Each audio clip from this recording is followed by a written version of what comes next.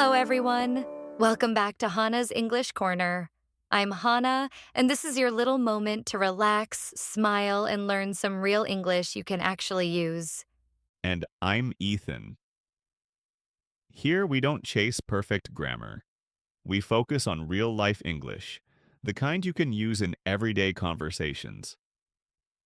Today, we are focusing on a crucial part of fluency practical communication. We are exploring the essential words and phrases you need to talk about cooking in English. From reading a recipe to sharing your kitchen successes and even your funny cooking disasters. We promise to share the precise language that allows you to open up, describe your favorite meals, and talk about the process of preparing food naturally and accurately. And this is a big moment, so if you enjoy learning with us, please hit that like button now. It's the best way to support our corner. This helps our friendly English learning community grow stronger and larger. Let's dive in and master the language of the kitchen now. Perfect. Let's get started. Hana, they say that cooking is a language of its own, but when you're learning English, talking about what you do in the kitchen is one of the most useful skills you can have. I agree, Ethan. Everyone has to eat, so everyone has a story about food. For some, like me, cooking is relaxing. I love to bake cakes and cookies, but for others, it can be a bit stressful. Like Jack, who once made a vegetable soup that tasted just like hot water with soft vegetables because he forgot to add salt. That's a classic beginner mistake. But that's how we learn. In English, we call a list of instructions for cooking a recipe. I like to think of a recipe as a map for food.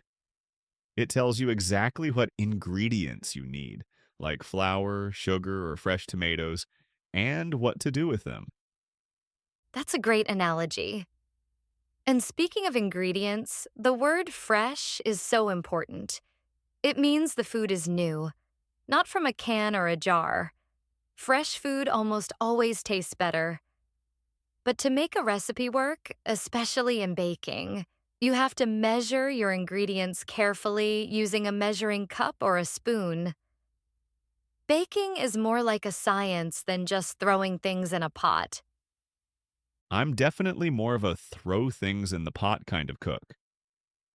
I love making pasta. It's simple. You just boil the water until it has many bubbles, add the pasta, and then mix in a sauce.